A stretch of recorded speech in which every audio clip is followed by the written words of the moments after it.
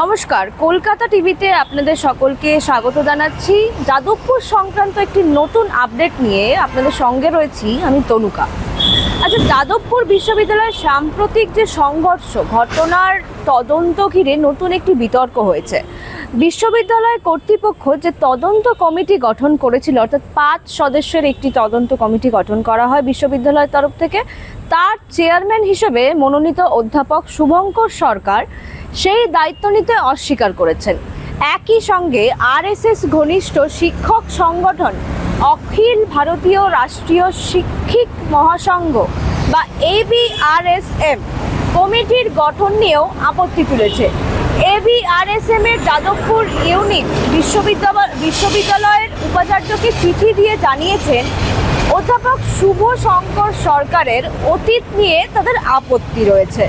সংগঠনের দাবি 2022 সালে শিক্ষক নিয়োগে অনিয়ম সংক্রান্ত মামলায় কলকাতা হাইকোর্টের পর্যবেক্ষণের পর তাকে পশ্চিমবঙ্গে কেন্দ্রীয় স্কুল সার্ভিস কমিশনের চেয়ারম্যান পদ থেকে সরিয়ে দেওয়া হয়েছিল। তাই তাকে তদন্ত কমিটির প্রধান করা হলে তদন্তের নিরপেক্ষতা নিয়ে প্রশ্ন উঠতে পারে। তবে অধ্যাপক শুভ শঙ্কর সরকার স্পষ্ট জানিয়েছেন তিনি ব্যক্তিগত কারণেই তিনি এই দায়িত্ব গ্রহণ করেননি এবং তার বক্তব্য, ঘটনার তদন্ত করতে গেলে ছাত্র, শিক্ষক, কর্মী সহ সংশ্লিষ্ট সকলের সঙ্গে দীর্ঘ সময় ধরে কথা বলতে হবে ওনাকে এবং নিয়মিত বৈঠক করতে হবে। কিন্তু শুভ শঙ্কর সরকার তিনি আমাদের কলকাতা টিভির তরফ থেকে যখন তার সাথে যোগাযোগ করা হয়, তিনি জানান যে ইতিমধ্যেই তার বয়স 70 পেরিয়েছে, অর্থাৎ তিনি 70 বছর বয়স হয়ে গেছে। সেই কারণে এই তদন্তের যে এত শিক্ষক, কর্মী, ছাত্র এতজনের সাথে কথা বলা তার পক্ষে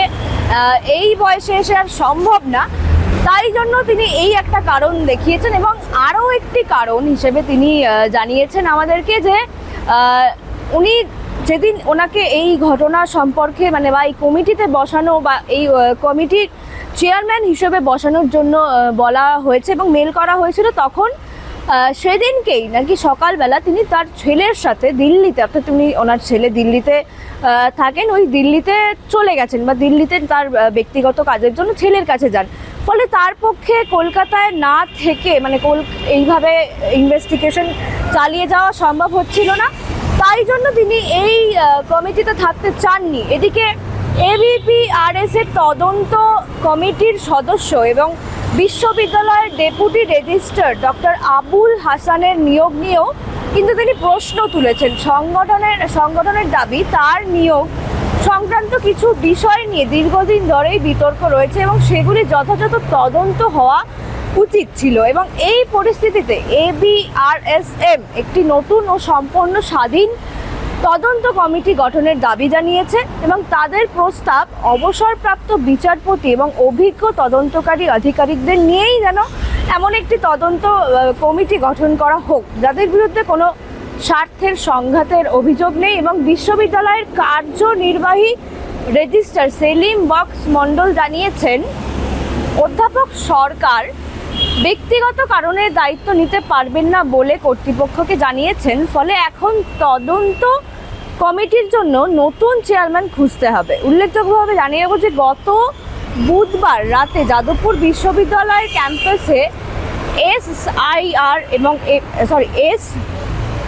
SFI এবং ABVPর সমর্থকদের মধ্যে সংঘর্ষের ঘটনা ঘটে এবং অভিযোগ যে ইঞ্জিনিয়ারিং ও টেকনোলজি ছাত্র সংসদের সাধারণ সভাকে কেন্দ্র করে, অর্থাৎ যে জিবি মিটিংকে কেন্দ্র করে উত্তেজনা ছড়ায়। পরদিন 2 ছাত্র সংগঠন পৃথক মিছিল করলে পুলিশের সঙ্গে ধস্তাধস্তির কারণও ঘটে এবং সেই ঘটনায় তদন্ত করতেই বিশ্ববিদ্যালয় কিন্তু এই উচ্চ ক্ষমতা সম্পন্ন তদন্ত কমিটি গঠন করা হয়েছিল। কিন্তু কমিটির গঠন করার পরেই কিন্তু এই কমিটির যে প্রধান তিনি কিন্তু এই কমিটি থেকে সরে দাঁড়ান এবং তার গঠন এই নতুন বিতর্কের জেরে তদন্ত প্রক্রিয়া কিন্তু এখনো অনিশ্চয়তার মুখেই পড়ে গেছে। তাই কিন্তু বলা যেতে পারে, কারণ যাকে তদন্ত কমিটির প্রধান করা হলো তিনি কিন্তু এই তদন্ত কমিটি থেকে বেরিয়ে আসলেন, এটাই বলা যেতে পারে। যাদবপুর ইউনিভার্সিটির তরফ থেকে যে 3 সদস্যের টিম গঠন করা হয়েছিল সেদিনকার রাতের ঘটনার পর, সেই দল থেকে আপনি বেরিয়ে আসলেন। আজকে আপনাকে দেখলাম আপনি মেইল পাঠিয়েছেন, সেই মেইলটা আমাদের কাছে এসেছে। লেখা আছে যে আপনি ওই দলে থাকতে চাইতেন, আপনি বেরিয়েছেন। ঠিক কেন বেরিয়েছেন আমি যে কারণটা জানতে চাইছি স্যার। একটু যদি ম্যাডাম সময় দেন তাহলে বলবো, এটা 3 সদস্যের কমিটি নয়, এটা হচ্ছে 5 সদস্যের কমিটি। 5 সদস্যের কমিটি, সেখানে শুভশঙ্কর সরকার অর্থাৎ আমি, তাকে করা হয়েছে চেয়ারম্যান। প্রফেসর অরুণাশিস গোস্বামী, যিনি হচ্ছেন ভাইস চ্যান্সেলর বাবা সাহেব আম্বেদকর এডুকেশন ইউনিভার্সিটি, তিনি হচ্ছেন member. Professor Soumendu Chatterjee, director internal quality assurance sell, Presidency university, তিনি হচ্ছেন মেম্বার। তারপর ডক্টর সুমন্ত জানা, তার ডেজিগনেশন হচ্ছে মাইক্রো অ্যানালিস্ট, যাদবপুর ইউনিভার্সিটি, তিনি হচ্ছেন প্রেজেন্টিং অফিসার। আর ডক্টর আব্দুল হাসনাত, তিনি হচ্ছেন ডেপুটি রেজিস্ট্রার, যাদবপুর ইউনিভার্সিটি, তিনি হচ্ছেন প্রেজেন্টিং অফিসার। তাহলে টোটাল হলো 5 জন। আর এই যে চিঠিটা আমি পেয়েছি, সেই চিঠিটা হচ্ছে 21শে অগাস্ট, মানে পরশুদিন, গত পরশুদিন 2026-এ। এবার আপনি জানতে চাইতে পারেন যে কখন এই চিঠিটা এসেছিল। এই চিঠিটা আমার কাছে এসেছিল, আমি এক্স্যাক্টলি আপনাকে বলছি। এসেছিল ডক্টর প্রফেসর চিরঞ্জীব ভট্টাচার্য সাহেব, তিনি আমায় পাঠিয়েছিলেন। তিনি পাঠিয়েছিলেন হচ্ছে 21শে অগাস্ট 2026-এ 4টে, মানে বিকেল 4:01। হ্যাঁ, এটা যেহেতু গুগলের মাধ্যমে আমি পেয়েছি, ওই জন্য এগুলো টু মাচ প্রিসাইজ আর কি। হ্যাঁ, সে অন্যভাবে নেবেন না, সেটা হচ্ছে 4:01 আমি এটা পেয়েছি। তো এইটা হলো বিষয়বস্তু। তাতে উনি কি বলছেন, I write this with a request, খেয়াল করবেন, with a request and shall remain grateful if you kindly consider it. বুঝতে পেরেছেন কনসিডার ইট কেন বললাম? তারপরে লাস্ট প্যারাগ্রাফটা, ফার্স্ট লাইনটা এবং প্যারাগ্রাফটা, সেটা আপনাকে বলছি। We do look forward to receiving your kind acceptance of our request, full stop. The terms of reference of the said inquiry committee will be communicated after receiving your acceptance. I think এটা খুব clear. একদম। হ্যাঁ, এটা উনি লিখেছেন এবং এই চিঠির একটি কপি আমি আপনাকে পাঠিয়ে দিয়েছি। এটা গেল 1 নম্বর। তার উত্তরে আমি কি লিখলাম, আমি সঙ্গে সঙ্গে উত্তর দিতে অবশ্যই পারতাম, কিন্তু আমাকে সেই সময় টিকিট বুক করতে হয়েছে দিল্লি যাওয়ার জন্য। হ্যাঁ, আমার ছেলে যেখানে থাকে। আচ্ছা। সেটা তো আমার অন্যায় নয় বলে মনে করবো। যাই হোক, তা সেই জন্য আমি তখনই পারিনি, তখনই পারলে ভালো হতো। যাই হোক, তা আমি 22শে অগাস্ট আমি পাঠিয়েছি একটা চিঠি। তাতে ওনাকে লিখেছি যে at the outset I wish to proffer my sincere gratitude to you for entrusting me with such a significant responsibility. As I had indicated during our telephonic conversation on 21st August 2026, owing to certain personal commitment, I was unable to provide any assurance at that time. হ্যাঁ, এটা বলেছি। তারপরে বলেছি যে একদম লাস্টে বলছি যে in conclusion I extend my heartfelt thanks and warm regards to you along with my best wishes for the successful completion of the committee's work. এইটা বলে আমি ছেড়ে দিয়েছি। এই চিঠিটা আমি পাঠিয়েছি ইন্টারনেটে ওনার অ্যাড্রেসে এক্স্যাক্টলি 12টার সময়। ঠিক আছে, ঠিক 12টার সময়। এটা কাকতালীয় আর কি, এক্স্যাক্টলি 12টায় মেলানো তো একটা সম্ভব নয়, কিন্তু আমার ক্ষেত্রে এটা হয়েছে, বা 12 PM এটা গেছে। এটার উত্তরে যাদবপুরের যিনি ভিসি অর্থাৎ চিরঞ্জীব ভট্টাচার্য, তিনি এটা অ্যাকনলেজ করেছেন। অ্যাকনলেজ করে তিনি আমাকে পরিষ্কার করে জানিয়ে দিয়েছেন যে থ্যাঙ্কস ভেরি মাচ, ঠিক আছে, thank you very much, I receive this word. এই যে, dear professor Sarkar, thank you for the email and the attachment, I have received it, regards CB মানে চিরঞ্জীব ভট্টাচার্য, তলায় লেখা আছে চিরঞ্জীব। এটার সময় কটা? এটার সময় হচ্ছে 1:30, গতকাল 1:30টার সময় হয়েছে। তা এই হচ্ছে ঘটনা পরম্পরা। এবার আপনি আমায় জিজ্ঞেস করতে পারেন কেন আমি রিফিউজ করলাম। কেন আমি রিফিউজ করলাম, আমি তো লিখেই দিয়েছি ওখানে, আমার চিঠিতে তো আমি লিখেই দিয়েছি যে কেন আমি রিফিউজ করলাম।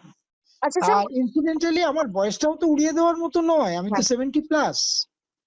সেটা নিশ্চয়ই আপনারা কনসিডার করবেন। একদমই স্যার। আর একটা প্রশ্ন হচ্ছে, আপনি মানে এই যে ঘটনা, যাদবপুরের এই ঘটনাটাকে আপনি কিভাবে দেখছেন? মানে এই যে সেদিনকে রাতে বাইরে থেকে এত লোক ঢুকে গেল ক্যাম্পাসে, মানে এই ঘটনাটা কি মানে ছাত্রদেরকে আপনি দায়ী করছেন, নাকি যারা বহিরাগত অর্থাৎ কি এমনিতে করে যারা দায়ী লোকজন? করবো? এটা দেখুন ম্যাডাম, আমি অতি হালকা ভাবে নেবেন না, আমি খুব সিরিয়াসলি বলছি। এটা দেখতে গেলে আমাকে জ্যোতিষ চর্চা করতে হবে, কারণ আমি তো ওখানে প্রেজেন্ট ছিলাম না, কাজে আমি কি করে বলবো বলুন। আমি যেটা চেয়েছিলাম যে এটার বিষয়ে ইনডেপথ অ্যানালিসিস করতে গেলে আমাকে কিন্তু ওদের প্রত্যেকের সাথে কথা বলতে হবে। কে কখন ছিল 19 তারিখ এবং 20 তারিখে যে ভ্যান্ডালিজমটা হয়েছিল যাদবপুরে, সেটা ডেফিনেটলি ডিনাউন্স করা উচিত। এবং যেহেতু এটা যাদবপুর হচ্ছে পশ্চিমবাংলার সবচেয়ে ভালো ইউনিভার্সিটি এখন, going by the NAAC and NIFR, কি যেন বলে ওটাকে, কি জানো, ন্যাশনাল ন্যাশনাল ফ্রেমওয়ার্ক, ওইটা আর কি, হ্যাঁ। NIRF র্যাঙ্কিং এও ভারত যাদবপুর ইউনিভার্সিটি লিডিং। হ্যাঁ, হুম। তা এটা এক্সিলেন্ট ইউনিভার্সিটি। সেইখানে তাদের প্রতি যে অন্যায় হয়েছে বা ইউনিভার্সিটির প্রতি যে অন্যায় হয়েছে, সেটা ভালো করে জানা কি অন্যায়? নিশ্চয়ই অন্যায় নয়। তো সেটা আমি জানতে চাইলে কি হবে, আমাকে তাদের সাথে ইন্টারাক্ট করতে হবে। তো ইন্টারাক্ট করার মতো ক্ষমতা তো আমার নেই, সেটাই তো আমি জানিয়েছিলাম। আচ্ছা। সেটা তো আমার পক্ষে সম্ভব না, কারণ আমি বাইরে চলে যাচ্ছি। আমি আচ্ছা, এই কি যে করে করবো বলুন? ক্যাম্পাসের মধ্যে যে রাজনৈতিক দলের বিষয়টা বা রাজনীতি, ক্যাম্পাসের ভেতরের যে রাজনীতি, সেটাকে আপনি সমর্থন করেন? ক্যাম্পাসের মধ্যে রাজনীতি থাকুক বা না থাকুক, সেটা তো ইস্যু না। ইস্যু হচ্ছে ভ্যান্ডালিজম। হ্যাঁ। কে করেছে, কারা করেছে, কখন করেছে, কারা দেখেছে, তা এগুলো তো জানতে হবে। এগুলো না জেনে আমি কি করে তথ্যটা বলবো, এই ব্যাপারে কোনো রিমার্ক করব? এবং সেটা করতে গেলে তো আমাকে সেখানে প্রেজেন্ট থেকে তাদের সাথে ইন্টারাক্ট করতে হবে, সেটা আমি পারবো না তো, বলছি তো।